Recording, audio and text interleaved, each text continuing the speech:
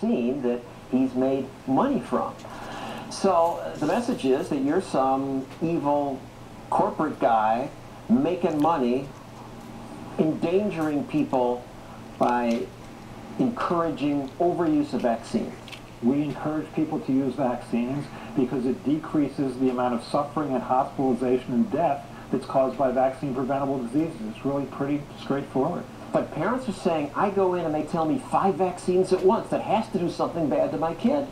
It's a reasonable concern. I mean, when you watch a child get so many vaccines, as many as 5 shots at once, I think it's perfectly reasonable to say, is this more than my child's immune system can handle? But the fact of the matter is, it isn't. In fact, there's a greater immunological challenge from a single infection with a common cold than from all the vaccines that we get combined in the first few years of life. All right, so you invented a vaccine against the diarrhea that many people around the world get from filthy drinking water. And Merck made it and made money. How much money did you make? I made a lot of money, but what I can tell you is for the 25-year effort that I had at participating with a group at Children's Hospital of Philadelphia, neither the motivation for making a rotavirus vaccine nor the reward for making it were ever financial. I mean, I went into it because it's a virus that kills 500,000 children a year. That's almost 2,000 children a day, and now we've created a technology that can prevent that. That's the reward. That's the satisfaction. In some places, El Salvador, hospitalization rates fell by 70% after your vaccine arrived. And in places like Nicaragua, we've basically eliminated death caused by this disease. It's a pretty gruesome death, the death from dehydration. Children become so dehydrated that they when they cry, they don't tear. They stop urinating, and then they have shock as their blood pressure drops dramatically, and they die. It's a horrible thing to watch. Fortunately, we now have made a technology to prevent all that. It's a good thing. It's a great thing. And for that, you're taking grief. Yeah, it's a different time, isn't it? I mean, when Jonas Salk created his polio vaccine, he had a ticker tape parade, down the streets of New York. And, when we at Children's Hospital make a rotavirus vaccine, at least a very small segment of the community sees it as some grand conspiracy, when obviously that's wrong.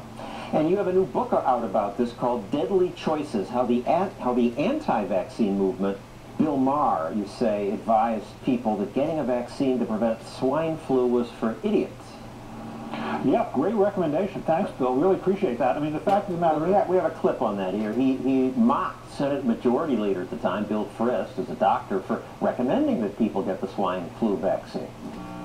So why would you let them be the ones to stick a disease into your arm? I mean, I would never get a swine flu vaccine, or any... Yeah, I don't trust the government, especially with my health. Yeah. And that seems to be a conservative opinion. And the audience applauds. And I'm a libertarian. Maybe he has a point. I don't trust the government with much.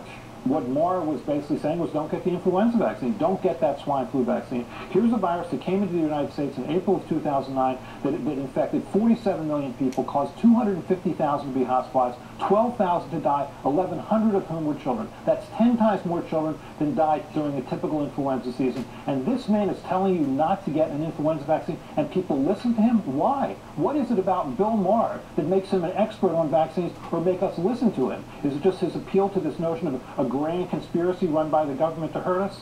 It's hard to watch. And it's not just Maher and Jenny McCarthy, Aidan Quinn, Matthew McConnelly, Jessica Alba, Cindy Crawford have all said vaccines maybe cause autism.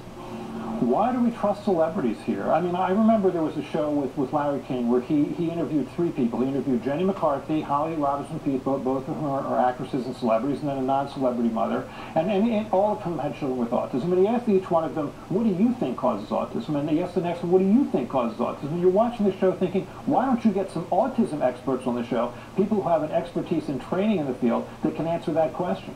Because the actresses are cuter.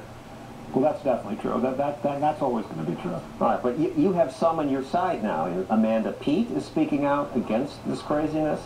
Also Jennifer Garner and Selma Hayek. Yeah, and more power to them. I think certainly the celebrity culture in Southern California doesn't support the notion of speaking out on behalf of products that are made by pharmaceutical companies, but certainly these products save our lives, and these women happen to be brave enough to stand up to this sort of countercultural movement of anti-vaccination. Thank you, Dr. Paul Offit. You are doing excellent work, and I'm sorry you're taking grief for it. You are one of the world's heroes. You recognize this woman?